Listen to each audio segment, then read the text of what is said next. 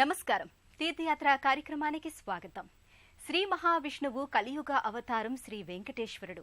అఖిలాండ కోటి బ్రహ్మాండ నాయకుడు కదా. ఈ భువన భాండమునంతా ఆవరించే ఉంటాడు. బహుశా అందుకేనేమో శ్రీ వెంకటేశ్వరుడు వెలియని తావే లేదు. ఈ ఆపద మొక్కులవాడు అరేబియా సముద్ర తీరాన పారిశ్రామిక మహానగరమైన ముంబైలో కూడా ప్రత్యక్ష దైవంలా కొలువయ్యాడు. ముంబై తిరుపతిగా ప్రఖ్యాతిగాంచిన ఫనస్వాడి ప్రాంత శ్రీ వెంకటేశ్వర దేవస్థానాన్ని నేటి తీర్థయాత్రలో వీక్షించి ముంబైలో సైతం వెలుగులేనుతున్న తిరుపతి క్షేత్ర వైభవాన్ని కన్నులారా గాంచుదాం.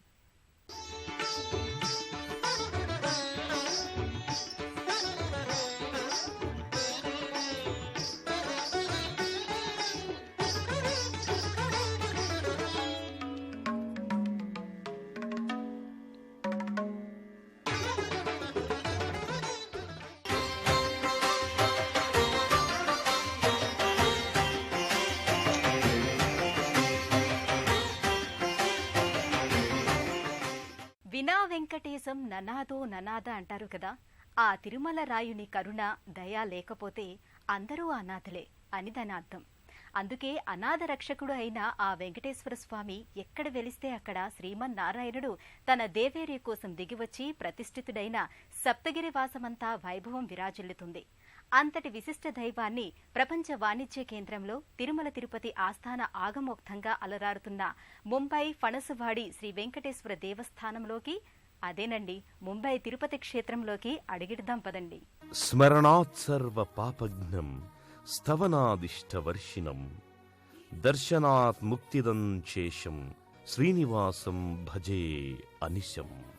దర్శనం చేసుకున్నంతనే ముక్తి, స్మరించినంతనే పాప విముక్తి భక్తులకు దక్కాలని శ్రీ వెంకటేశ్వరుడు అన్ని తావులలో వెలిశాడేమో.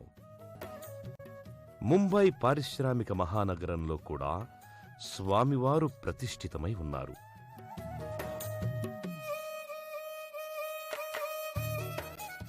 సముద్ర తీరంలో కొలువైన శ్రీనివాసుని కోవెల ఫణస్వాడిలో నెలకొని ఉంది.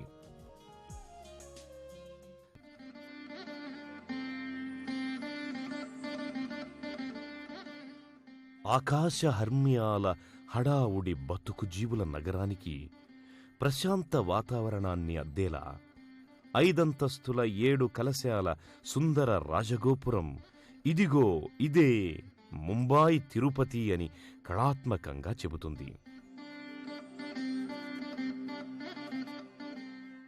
7 కొండలకు నిదర్శనమా అన్నట్లు సప్త కలశాలున్న గోపురం సకల దేవతామయంగా పలు శిల్పాలతో ఎర్రరాతి కట్టడంగా పరమ సుందరంగా అలరారుతుంది.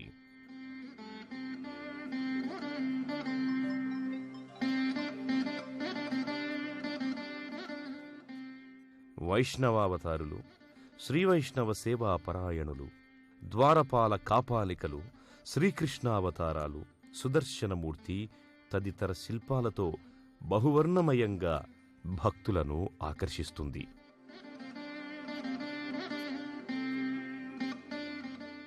ప్రవేశద్వారం నుంచి కనిపించే ధ్వజస్తంభయుత ముఖమంటప శోభ ఎంతో ముచ్చటగొలుపుతుంది. రాజగోపురానికి ప్రధాన సింహద్వారానికి మధ్యన 16 రాతి స్తంభాల మంటపముంటుంది.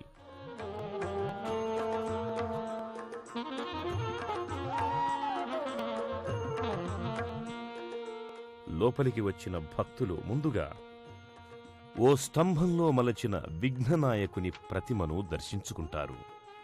గరికతో అర్చించి నమస్కృతులు చెల్లించుకుంటారు. తిరునామాలతో అలంకృతమైన సింహద్వారం గడపకు నమస్కరించి లోపలికి అడుగుపెట్టిన తరుణమే కళ్ల ముందు ఓ అద్భుత కళా కౌశలంతో అలరారే అపర వైకుంఠం సాక్షాత్కరిస్తుంది.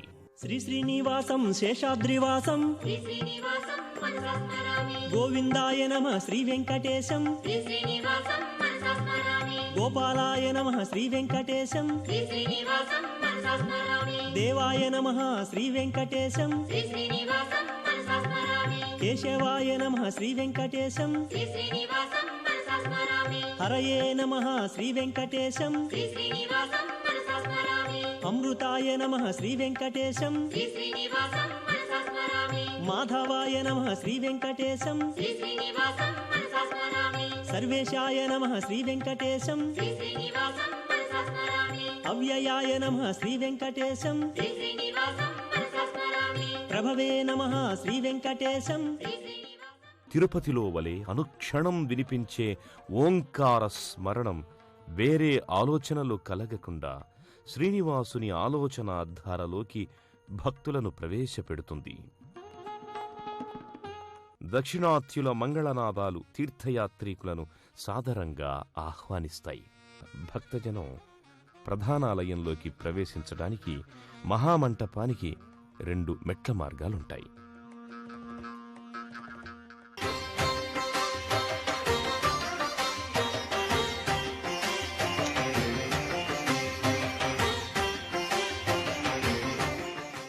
కలియుగానికి ఈ అధినాయకుడు కొండంత కాదు 7 కొండలంత దైవం. ఈ వెంకటేశ్వరుడు భక్తులకు సర్వం సమస్తం. సర్వవ్యాపి కావున విష్ణువు అన్న మాటకు నిదర్శనములా ఊరూరునే కాదు దేశ దేశాలలో కొలువయ్యాడి అఖిలాండకోటి బ్రహ్మాండ నాయకుడు. ముంబై ఫనసువాడి దేవస్థానంలో ఈ ఇరుసతుల పతి శ్రీ వెంకటేశ్వరుడు భువనైక మోహనకారుడిగా దర్శనమిస్తున్నాడు. ఫణస్వాడి క్షేత్ర నిలయ శ్రీ వెంకటేశ గోవింద గోవింద అంటూ భక్తజనులు మహామంటప ప్రవేశం చేస్తారు. విష్ణుపురిలోకి వెళ్తున్నంత అనుభూతితో భక్తులు మహామండపంలోకి ప్రవేశిస్తారు. నల్లరాతి విగ్రహ రూపున ఉన్న ద్వారపాలక ద్వయం జయ విజయులను చూసినంతనే తమ స్వామివారి గర్భమందిరానికొచ్చామన్న భావనలోకొస్తారు భక్తజనం.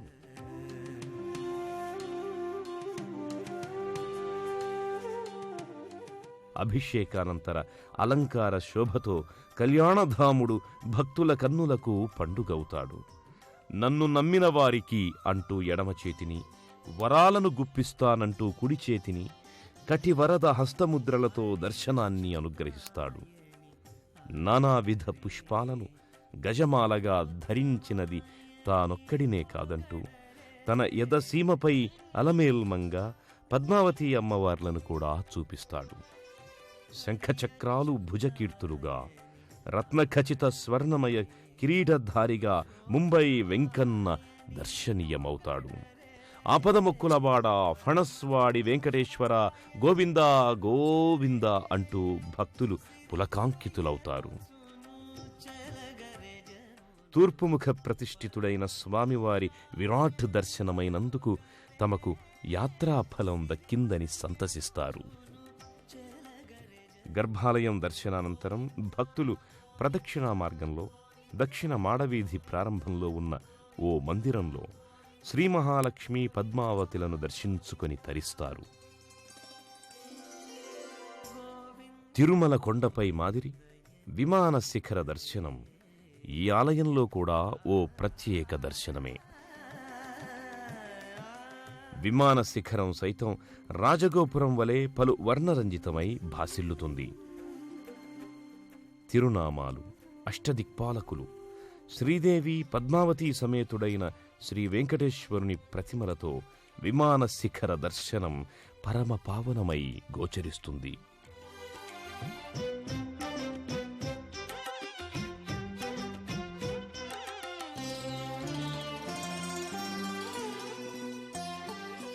పరమశివుడు అభిషేక ప్రియుడు, స్తోత్రప్రియుడైతే మహావిష్ణువు అలంకార ప్రియుడు, అర్చాప్రియుడు. అందుకే ఈ కోనేటి రాయుడి ఆలయం, ఆయన మూర్తి సర్వాంగ సుందరంగా వెలుగొందుతాయి. 1927 సంవత్సరంలో కంచిస్వామి ప్రతివాద భయంకర సింహాసనాధీశ ఆనందాచార్యులు ప్రతిష్ఠించిన శ్రీ వెంకటేశ్వర స్వామి కోవెలలో బహుముచ్చటైన వేడుకలు జ్యేష్ఠాభిషేకం, జ్యేష్ఠ హోమం. ఆ క్రతువును చేసిన వారికే కాదు, చూసిన వారికి కొండంత పుణ్యఫలం. ఈ ముంబై వెంకటేశ్వరునికి తిరుమల తిరుపతిలో వలె పాంచరాత్రాగమ శాస్త్రయుక్తంగా పూజాది క్రతువులు నిర్వహిస్తుంటారు.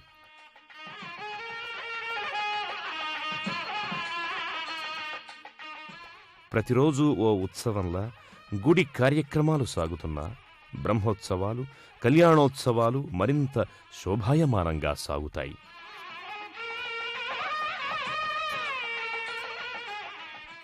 వాటిలో మరో విశిష్ట క్రతువు జ్యేష్ఠాభిషేకం, జ్యేష్ఠాహోమం.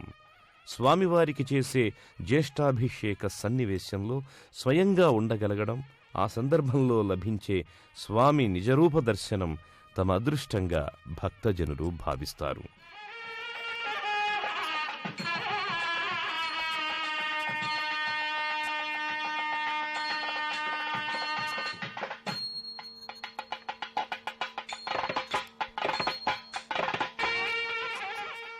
స్వామివారికి జరిగే 108 కలశ జలాల జ్యేష్ఠ అభిషేకాన్ని, హోమాన్ని ఎంతో తన్మయత్వంతో వీక్షిస్తారు.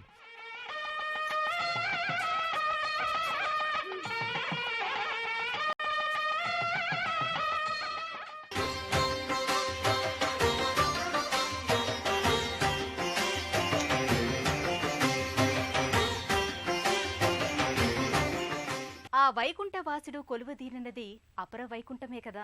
ఈ ఆలయం కూడా వివిధ దేవీదేవతల ఉపాలయాలతో వైకుంఠమంతటి కోలాహలంతో కలకలలాడుతోంది. ఉత్తర మాడవీధి చివర ఉన్న మరో మందిరంలో శ్రీరామానుజాచార్యుల వారి విగ్రహం ప్రతిష్ఠితమై ఉంది. ఆచార్య భగవానునితో పాటు శ్రీ విశ్వక్సేనుడు, శ్రీ శఠకోపసూరి, శ్రీ పరకాల సూరివార్ల ప్రతిమలు కూడా కనిపిస్తాయి.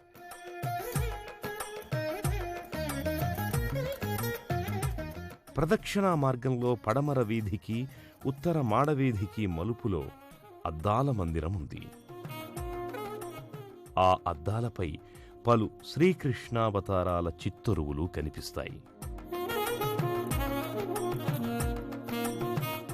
సింహద్వారానికి బయట ఎడమవైపున ఆలయ స్థాపకుడు శ్రీ కాంచీ ప్రతివాద భయంకర సింహాసనాధీశ జగద్గురు శ్రీమద్ అనంతాచార్యజీ మహారాజ్ మందిరముంటుంది. ప్రదక్షిణా మార్గంలో స్వామివారి వాహనమైన గరుడ వాహనం అదిగో చూడండి నా స్వామిని అని చూపుతున్నట్లున్న తీరు చూసిన కొద్దీ చూడాలనిపిస్తుంది.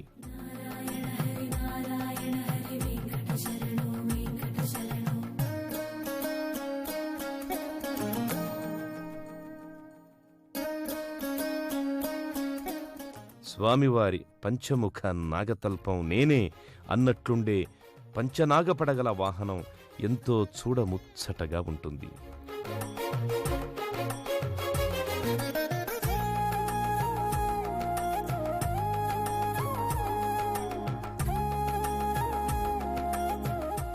ప్రదక్షిణలు చేసే భక్తులు స్వామివారి గర్భాలయం వెనుక ఉన్న ప్రదేశాన్ని ఎంతో భక్తి శ్రద్ధలతో నమస్కరించుకుంటారు.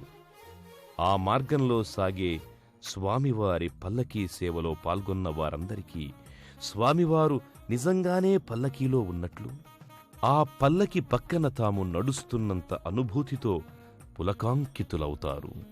పల్లకి ఊరేగింపు ఆశాంతం తిరువీధుల మెరసే దేవదేవుడు అన్న అన్నమయ్య పదకీర్తనను గుర్తుకు తెస్తుంది.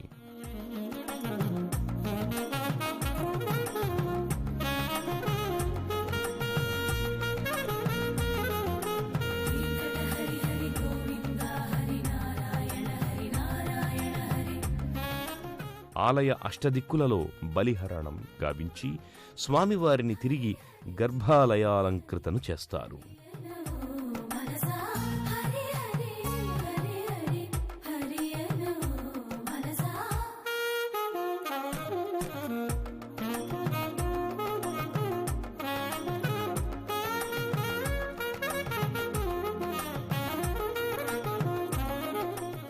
లోక కళ్యాణకారకుడైన శ్రీ మహావిష్ణువు శ్రీమన్నారాయణుడిగా, శ్రీనివాసుడిగా వెలసిన తిరుమల వెంకటేశ్వరుడు ముంబై వెంకన్నగా దర్శనానుగ్రహం కలిగించడం వైష్ణవలీలయే.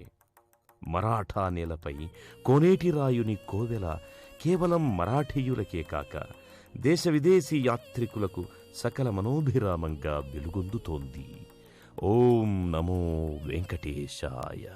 కొండలంతా వరములు గుప్పెడువాడు కోనేటి రాయుడై, గోవిందా గోవిందాయన్ని నోరారా పలికిన వారికి గరుడవాహనుడై, శిరస్సు వంచి శ్రీనివాసుడు అనగానే శ్రీమన్నారాయణుడై అలరించే వడ్డికాసులవాడు ప్రణమిల్లి ప్రణామాలు చెల్లిస్తే ఫనస్వాడి వెంకటేశ్వరుడై కరుణిస్తాడు. ఆ అలిమేల్ మంగాపతి పద్మావతి పెనిమిటి దీవెనలు మనకు అందాలని ఆశిస్తూ మరో తీర్థయాత్రలో మళ్ళీ కలుసుకుందాం. అంతవరకు సెలవు. నమస్కారం.